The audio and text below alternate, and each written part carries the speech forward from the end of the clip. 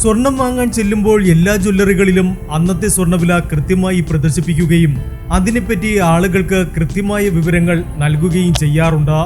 എന്നാൽ പഴയ സ്വർണം എത്ര രൂപയ്ക്ക് തിരിച്ചെടുക്കുമെന്ന കാര്യം ആരും പ്രദർശിപ്പിക്കാറില്ല. അതിന്റെ പ്രധാന കാരണം ഓരോ ജ്വല്ലറിക്കാരും ഓരോ വിലയിലാണ് സ്വർണം തിരിച്ചെടുക്കുന്നത് എന്നതാണ്. ഇത്തരത്തിലുള്ള തിരിച്ചെടുക്കലിലാണ് തട്ടിപ്പിന്റെ സാധ്യതകൾ ഒളിഞ്ഞിരിക്കുന്നത്. പുതിയ സ്വർണം വാങ്ങുന്ന ഉപഭോക്താവിന് നിയമപരമായി തന്നെ ഒരുപാട് സംരക്ഷണങ്ങൾ ലഭിക്കുന്നുണ്ട്. എന്നാൽ സ്വർണം വിൽക്കാൻ ചെല്ലുമ്പോൾ ഉപഭോക്താവിന് അത്തരം സംരക്ഷണങ്ങളൊന്നും ലഭിക്കുന്നില്ല. ജ്വല്ലറിക്കാർ തീരുമാനിക്കുന്നതാണ് പഴയ സ്വർണത്തിന്റെ വില. വിൽക്കാൻ ചെല്ലുന്നവർ ആ വിലയ്ക്ക് വിറ്റ് പണവുമായി മടങ്ങുന്നതാണ് പതിവ്. ഉപഭോക്താവിന്റെ അറിവില്ലായ്മയാണ് പലപ്പോഴും ഈ സാഹചര്യത്തിൽ ജ്വല്ലറിക്കാർക്ക് ഗുണകരമാകുന്നത്.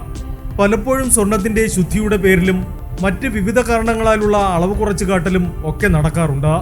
നിയമപരമായ വ്യക്തമായ മാർഗനിർദ്ദേശങ്ങൾ ഇല്ലാത്തതിനാലാണ് ഉപഭോക്താക്കൾക്ക് ഇവിടെ നഷ്ടം സംഭവിക്കുന്നത്. അതുകൊണ്ട് തന്നെ പഴയ സ്വർണം വിറ്റഴിക്കുമ്പോൾ വിപണിയിലെ പല കടകളിലും അന്വേഷിച്ച് വില താരതമ്യം ചെയ്യുന്നത് മാത്രമാണ് സുരക്ഷിതം. ഇക്കാര്യത്തിൽ പുതിയ സ്വർണ്ണവില പോലെ തന്നെ പഴയ സ്വർണത്തിന്റെയും വില ജ്വല്ലറികളിൽ വ്യക്തമായി പ്രദർശിപ്പിക്കേണ്ടതുണ്ടെന്ന് ആവശ്യപ്പെടുന്നത് ഉപഭോക്തൃ സംരക്ഷണത്തിന് അനിവാര്യമാണ്. Business desk, gold max.